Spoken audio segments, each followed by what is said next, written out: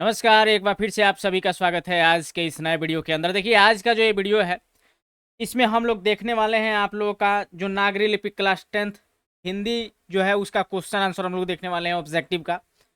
इस सेशन के अंदर जो है नागरी लिपि से जितना भी ऑब्जेक्टिव क्वेश्चन जो बन पाया है, जो काफ़ी बेहतरीन है, जो परीक्षा में पूछे जाने लायक है, वो सारा जो है नागरी लिपि क्लास 10th का जो ऑब्जेक्टिव है उसको हमने उठा लिया है।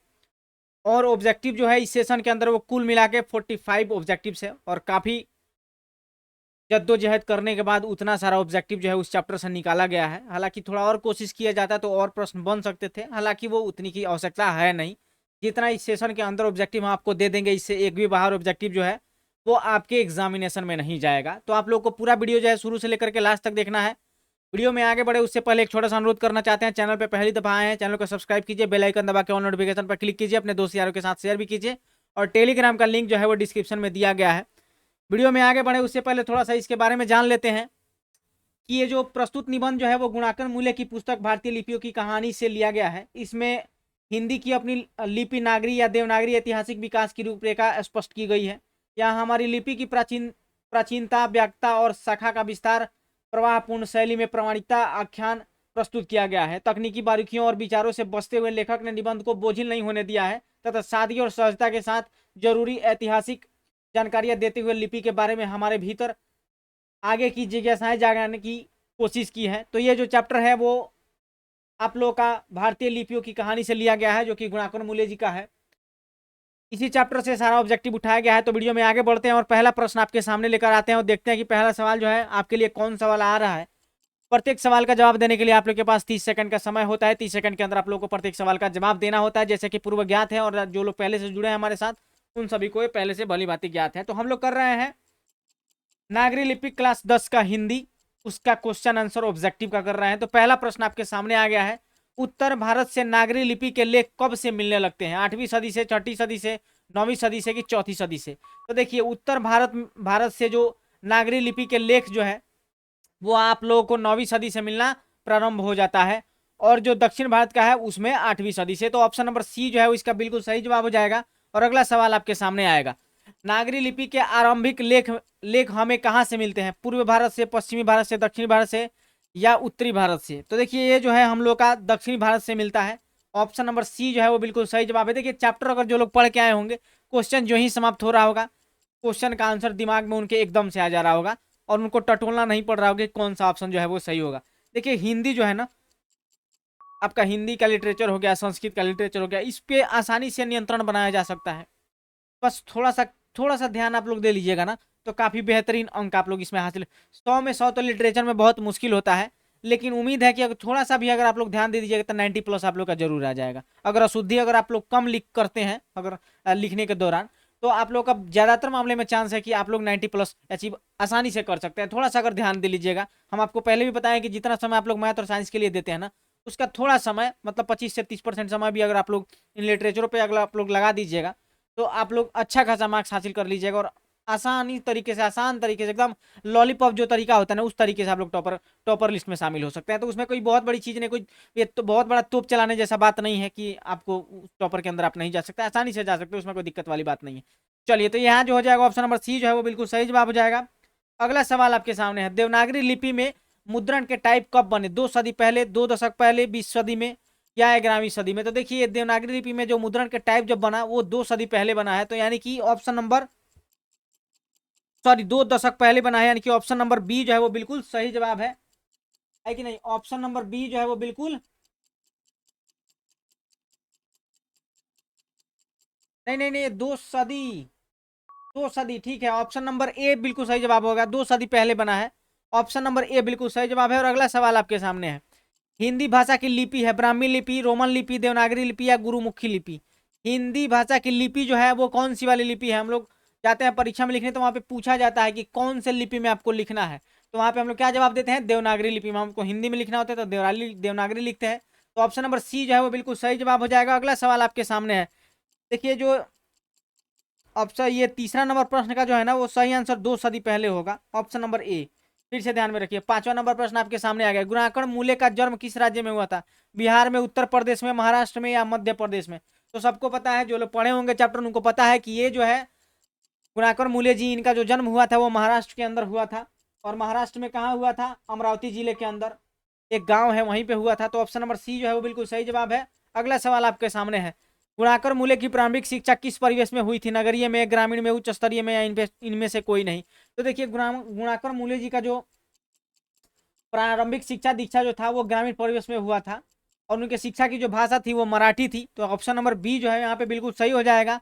और अगला सवाल आपके सामने होगा, नागरी लिपि के निबंधकार हैं गुणाकर मूले, रामचंद्र शुक्ल, अमरकांत रामविलास शर्मा। तो देखिए ये नागरी लिपि के जो निबंधकार हैं, बेसिकली ये जो पाठ है वो एक निबंध है, यानी कि ऑप्शन नंबर ए जो है वो बिल्कुल सही हो जाएगा। इस नागरी लिपि के निबंधकार जो है, ये जो इनकी विधा है, विधा जो कहते हैं ना, इस पाठ की विधा क्या है, इस लेख की विधा क्या है, तो वो निबंध विधा का है। तो ऑप्शन नंबर ए जो है वो बिल्कुल सही जवाब है। और अगला सवाल आपके सामने है, नागरी लिपि गुणाकर मूले की किस पुस्तक से लिया गया है? अक्षरों की कहानी, अक्षर कथा, अक्षर ज्ञान, भारतीय लिपियों की कहानी। तो अभी आपको बताए हैं कि ये जो आप लोग का जो प्रस्तुत जो निबंध है, इसको हम लोग कहाँ से लिया गया है, हम लोग के सामने कहाँ से ला करके रखा गया है? ये तो भारतीय लिपियों की कहानी से रखा गया है। तो ऑप्शन नंबर डी जो है वो बिल्कुल सही जवाब है। और अगला सवाल आपके सामने है, गुणाकर मूले का जन्म कब हुआ? 1935 में, 1835 में, 1936 में, 1836 में? गुणाकर मूले का जन्म कब हुआ था? तो ये जो हुआ था इनका 1935 में हुआ था ना। ऑप्शन नंबर ए जो है वो बिल्कुल सही जवाब है। और अगला सवाल आपके सामने है, गणित सार संग्रह की रचना किसने की? गुणाकर मूले, महावीराचार्य, मिहिर, या विक्रमादित्य? तो देखिए ये जो गणितज्ञ गणित सार की, अरे भाई, गणित सार संग्रह की जो रचना है वो महावीराचार्य के द्वारा किया गया था। ऑप्शन नंबर बी जो है वो बिल्कुल सही जवाब है। क्या है? ऑप्शन नंबर बी जो है वो बिल्कुल सही जवाब है। और अगला प्रश्न आपके सामने है, अगला प्रश्न आपके सामने आ गया है, देखिए उसको, गुणाकर मूले की शिक्षा की भाषा क्या थी? हिंदी थी, मराठी थी, बांग्ला था, या फिर गुजराती थी? कौन सा था? फटाफट से जवाब दीजिए आप लोग। और ये जो क्या बोलते हैं, ये अभी जो आपको बताया है ना ये वाला प्रश्न, गणित सार संग्रह की रचना, ये महावीराचार्य द्वारा किया गया था। कब किया था? तो 1850 ईस्वी में किया गया था, है कि नहीं? ऑप्शन नंबर बी उसका हो जाएगा, 10 का ऑप्शन नंबर, महावीराचार्य के द्वारा किया गया था। ठीक है, बिल्कुल। और 11 नंबर प्रश्न आपके सामने है, तो इनका जो भाषा था, इनकी शिक्षा की जो भाषा थी वो मराठी थी। तो ऑप्शन नंबर बी जो है वो बिल्कुल सही है। और अगला सवाल आपके सामने है, गुणाकर मूले का निधन कब हुआ था? गुणाकर मूले का जो निधन है वो कब हुआ था आपको बताना है। तो इनका निधन जो हुआ था वो 2009 में हुआ था। ऑप्शन नंबर ए बिल्कुल सही जवाब है। और अगला सवाल आपके सामने आ रहा है, देखिए क्लास को शुरू से लेकर आखिरी तक देखा कीजिए। हम आपको इतना भरोसा और इतने दावे के साथ कह सकते हैं कि जितना प्रश्न आपकी आंखों के सामने से हम गुजार दे रहे हैं ना, उससे एक भी प्रश्न जो है आपके परीक्षा में आपके आंखों के सामने नहीं आएगा, है कि नहीं? उससे बाहर एक भी प्रश्न आपके परीक्षा में आपके आंखों के सामने नहीं आएगा। जितना आपके आंख के सामने से गुजार रहे हैं ना, बस वही प्रश्न दोबारा से आपकी आंखों के सामने से होकर गुजरेगा, है कि नहीं? तो बस उसको बस थोड़ा सा ध्यान दे करके और शुरू से लास्ट तक के प्रत्येक वीडियो को देखना है। जो लोग वीडियो बाद में भी देख रहे हैं ना, स्पीड बढ़ा लीजिएगा, क्या ही दिक्कत है। वैसे भी हम ज्यादा समय आप लोग का नहीं लेते हैं, 15 से 20 मिनट में आप लोग का 40 से 45 प्रश्न को खत्म कर ही देते हैं। तो 20 मिनट कोई बहुत अधिक नहीं होता है 40 प्रश्न के लिए। 30 सेकंड एटलीस्ट तो एक प्रश्न पे होना ही चाहिए। चलिए, तो अक्षर कथा किसके द्वारा लिखी गई पुस्तक है? अमरकांत, हजारी प्रसाद द्विवेदी, गुणाकर मूले, या महात्मा गांधी? तो देखिए अक्षर कथा जो है ये हमारे गुणाकर मूले जी के द्वारा लिखा हुआ है। तो ऑप्शन नंबर सी जो है वो बिल्कुल सही जवाब है। अगला प्रश्न आपके सामने है, मूले जी ने मिडिल स्तर तक किस भाषा को पढ़ाया? अच्छा, मिडिल स्तर तक इन्होंने पढ़ाया भी था, आप लोग को अगर पता हो तो। इन्होंने किस भाषा को पढ़ाया था? तो मराठी भाषा को पढ़ाया था। तो ऑप्शन नंबर सी जो है वो बिल्कुल सही जवाब है। और अगला सवाल जो है वो आपके सामने है, अक्षरों की कहानी किन की रचना है? अनामिका की, गुणाकर मूले की, हजारी लिखा हुआ है, हजारी प्रसाद द्विवेदी की, इनमें से कोई नहीं? तो देखिए यहाँ पे जो है अक्षरों की कहानी जो है वो उन्हीं की लिखी हुई है, किन के? गुणाकर मूले की लिखी हुई है। तो ऑप्शन नंबर बी जो है वो बिल्कुल सही है। और अगला सवाल आपके सामने है, नागरी लिपि किस विधा की रचना है? देखिए आएंगे आप प्रश्न, कहानी है, निबंध है, उपन्यास है, कि संस्मरण है? तो देखिए ये जो है नागरी लिपि जो है, ये कहानी, ये निबंध जो है वो क्या बोल रहे हैं, नागरी लिपि जो है वो निबंध विधा की रचना है। तो ऑप्शन नंबर बी जो है वो बिल्कुल सही जवाब है। और अगला सवाल आपके सामने है, नागरी लिपि पाठ किस लिपि में रचित है? ब्राह्मी लिपि में, खरोष्टी में, देवनागरी में, या इनमें से कोई नहीं? तो ये देवनागरी लिपि में लिखा हुआ है। आप ऊपर से आइएगा ना, ऊपर से जब पढ़िएगा तो दूसरा या तीसरा लाइन में ही आपको देखने को मिल जाएगा, है कि नहीं?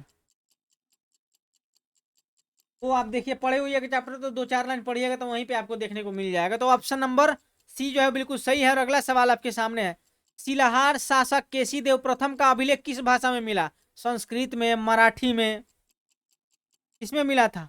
18 नंबर प्रश्न आपके सामने है, किसमें मिला था? जल्दी से बता दीजिए। संस्कृत में मिला था, मराठी में मिला था, गुजराती में मिला था, या संस्कृत और मराठी दोनों में मिला था? तो यहाँ पे क्या हो जाएगा? संस्कृत और मराठी दोनों हो जाएगा। तो ऑप्शन नंबर ए और बी जो है वो बिल्कुल सही जवाब है। और अगला सवाल आपके सामने है, नेपाली भाषा की लिपि है नेपाली, खसकुरा, नेवारी या देवनागरी? तो देखिए नेपाली जो भाषा है ना, उसकी भी लिपि है वो देवनागरी ही है ना। हमारे पड़ोसी देश नेपाल की नेपाली, चाहे खसकुरा व नेवारी भाषा भी इसी लिपि में लिखी जाती है, अर्थात देवनागरी लिपि में ही लिखी जाती है। तो ऑप्शन नंबर डी जो है वो बिल्कुल सही जवाब है। अगला सवाल आपके सामने है, मराठी भाषा की लिपि क्या है? देवनागरी, मराठी, ब्राह्मी या इनमें से कोई नहीं? तो देखिए ये जो मराठी भाषा है ना, इसकी भी लिपि क्या है? देवनागरी ही है। तो ऑप्शन नंबर ए जो है वो बिल्कुल सही जवाब है। और अगला सवाल आपके सामने है, गुणाकर मूले ने किस लिपि को प्राचीनतम लिपि की बहन की संज्ञा दी है? गुजराती को, बंगला को, तमिल को या मलयालम को?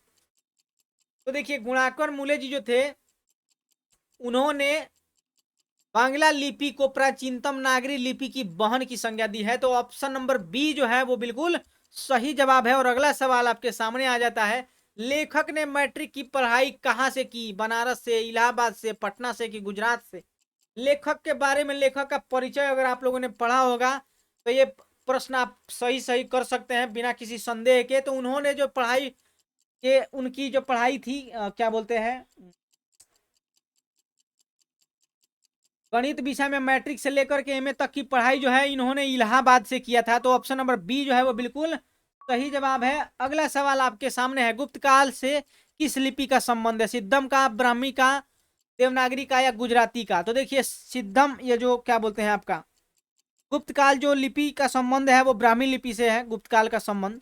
ऑप्शन नंबर बी बिल्कुल सही जवाब है। और अगला सवाल आपके सामने है, नागरिक का नाम अस्तित्व में कब आया?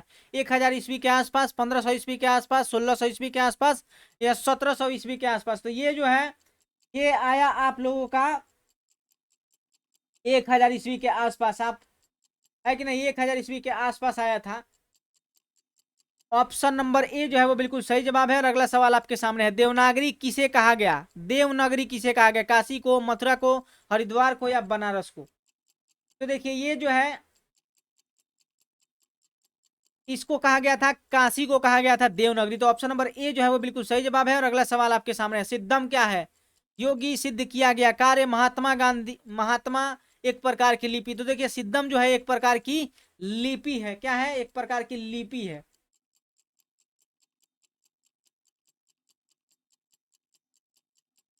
सिद्धम क्या है? एक प्रकार की लिपि। ऑप्शन नंबर डी जो है बिल्कुल सही जवाब है। अगला सवाल आपके सामने है, अमोध वर्ष कौन था? राष्ट्रकूट राजा, राजवैद, विद्वान या कोई कवि था?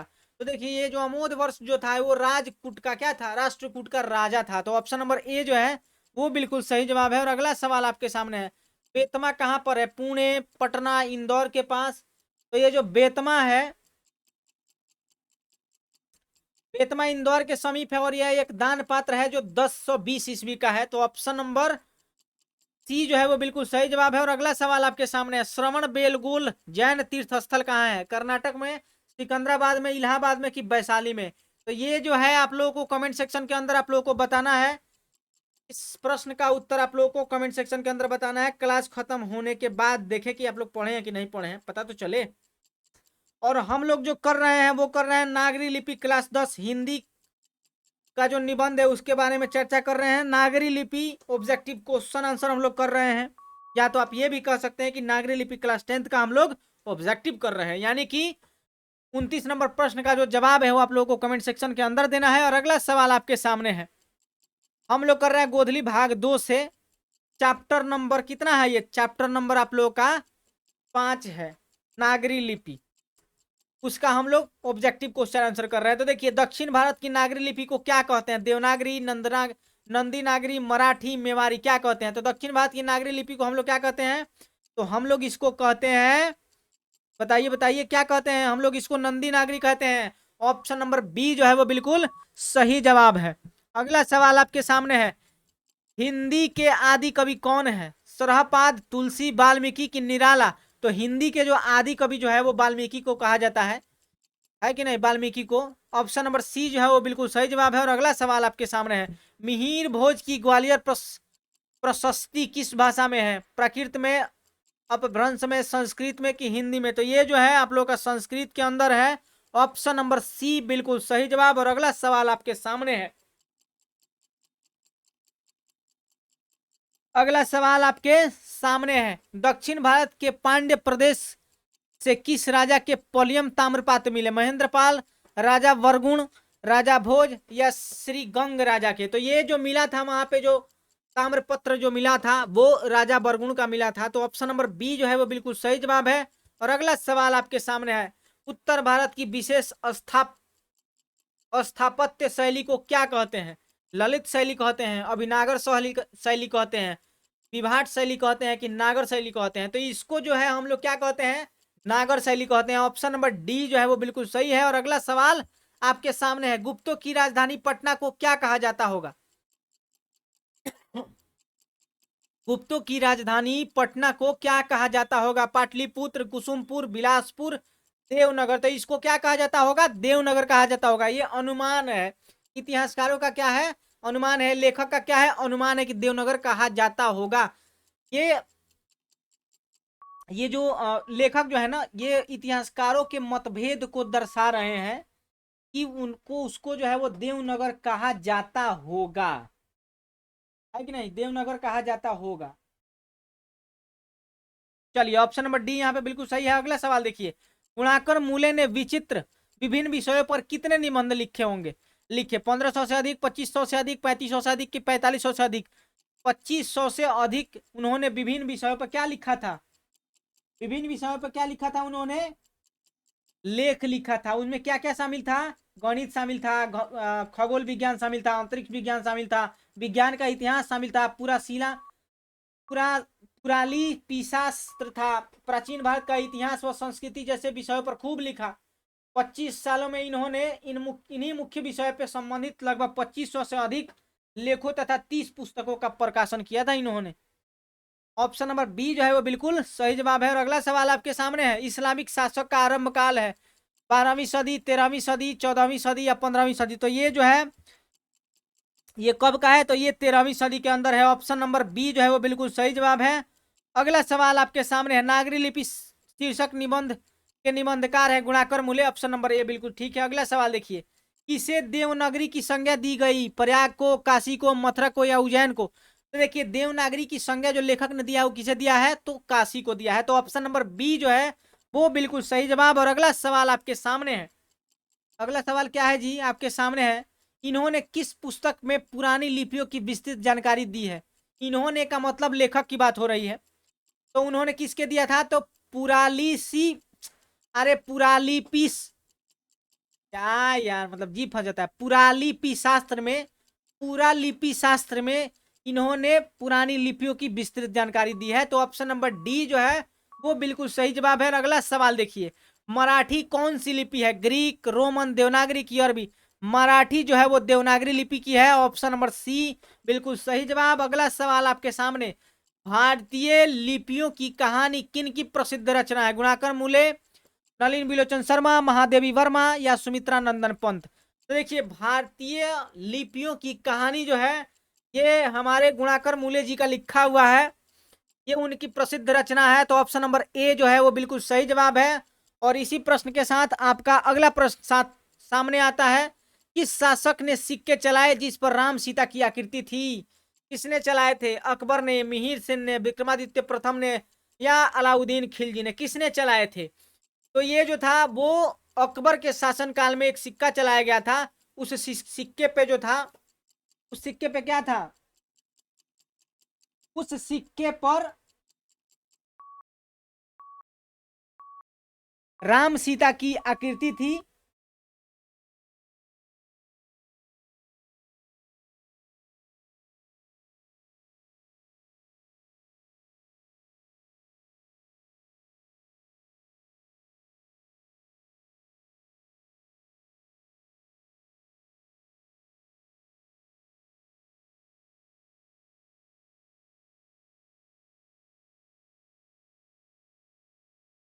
है कि नहीं?